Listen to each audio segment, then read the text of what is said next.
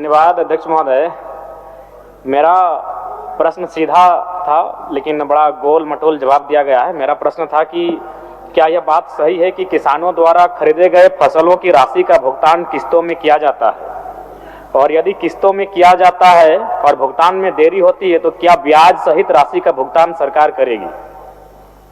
चलिए माननीय मंत्री जी।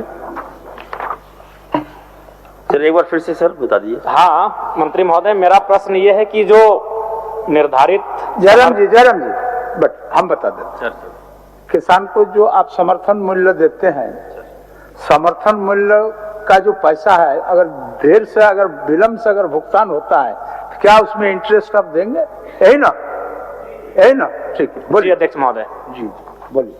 सर निश्चित तौर पर महोदय, अगर कहीं लगेगा कि हम लोग क्योंकि किसानों का अगर हक हम लोग मार रहे हैं तो निश्चित तौर पर इंटरेस्ट देंगे महोदय, ऐसी कोई बात नहीं है।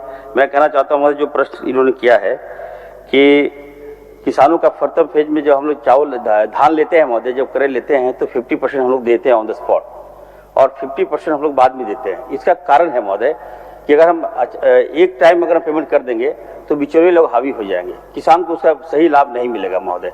इसको देखते हुए हम लोगों ने निर्णय लिया है कि पहले हम किसानों को 50% देंगे, उसके बाद महोदय जब धान हमारे जाएगा तो मिल में जाएगा, वहाँ से जब साफ चावल आएगा महोदय उसके बाद 50% हम लोग दे देंगे महोदय। तो सरकार अच्छा काम करना चाहती है महोदय, हमारी सरकार किसानों की सरकार है महोदय, मुख्यमंत्री जी का सोच यही है महोदय। और जयराम जी।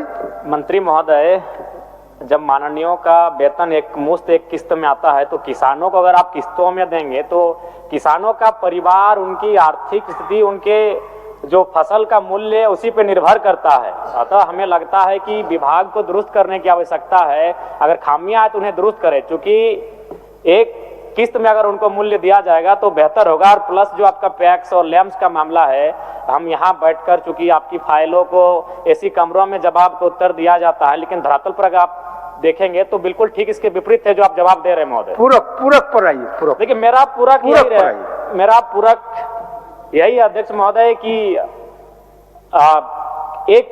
एक मुश्त में एक किस्त में सरकार विचार रखती है। सर मैंने कहा ना सर कि हम किसान की जो हित है सर उसको देखते हैं। विधायक जी जो कहना चाह रहे हैं कि एक मुश्त में महोदय, अगर एक मुश्त में देंगे तो महोदय इसमें करप्शन बढ़ेगा महोदय, सभी किसानों को लाभ नहीं मिलेगा। हमारा झारखंड है महोदय, आदिवासी ट्रैवल है महोदय, ये लोग जाएंगे तो वहाँ बिचौलिए लोग लेके जाएंगे, उनका पता चला धान भी दिए पैसा भी नहीं मिला महोदय। तो हम लोग देखते हैं, वेरीफाई करते हैं कि सही जगह मिला कि नहीं मिला पैसा। इसलिए महोदय ये हमने क्राइटेरिया तय किया है। अगर विधायक जी को पर्टिकुलर किसी किसान को चाहिए हेल्प देने के लिए तो मैं उसको दिलवा दूंगा महोदय। ठीक है, बस मंत्री महोदय स्वीकार कर रहे हैं कि इससे एक मिनट आपका माननीय मुख्यमंत्री जी इच्छा व्यक्त किए हैं संतुष्ट करने के लिए। माननीय जयराम मातो जी का जो सवाल है, सवाल बहुत स्पष्ट है, थोड़ा शायद मंत्री जी इसको क्लियर नहीं कर पा रहे। अध्यक्ष महोदय, जो धान क्रय करने का जो प्रक्रिया है राज्य सरकार के अंतर्गत, वो जो उठाव करती है और उसके बदले जो सरकार के माध्यम से किसानों को पैसे दिए जाते हैं, वो इस आधार पर अध्यक्ष महोदय की एक रोटेशन सिस्टम है राज्य के अंदर, राइस मिलों का एक कैपेसिटी है, उस हिसाब से उठाव भी होता है और मिलिंग भी होती है, फिर वो बाजार में आता है या गरीबों में बढ़ता है। उसके बाद ये एक कंटिन्यूअस प्रोसेस है। जगह नहीं होने की वजह से उठाव भी कभी देरी से होती है और राइस नहीं बनने की वजह से मिल में ये प्रोसेस कंप्लीट नहीं होने से उनको पैसे भी नहीं मिलता है। तो ये कंटिन्यूअस प्रोसेस है और ये चलता रहता है। हाँ, ये बात है कभी कभी किसी वर्ष किसी में अधिक समय लग जाता है, किसी जिले में किसी में समय पर मिल जाता है, तो ये फेज वाइज ही चलता है अध्यक्ष महोदय।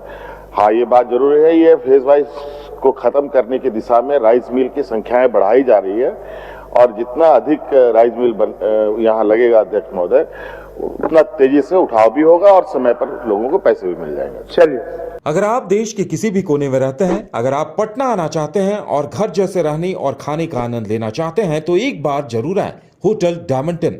संपर्क करें 9572759746, 9031859981, 0612400158 एड्रेस अपोजिट विद्या संस्कार स्कूल, रंजन पथ, गोला road, Bailey road, Patna 801503।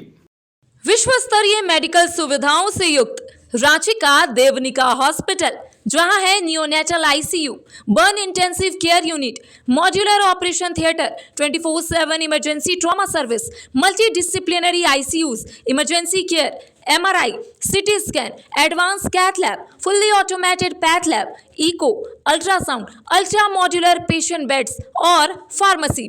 देवनिका hospital and research centre, किफायती दर पर विश्व स्तरीय इलाज। Ancillary Chowk, Tupudana industrial area, Ranchi.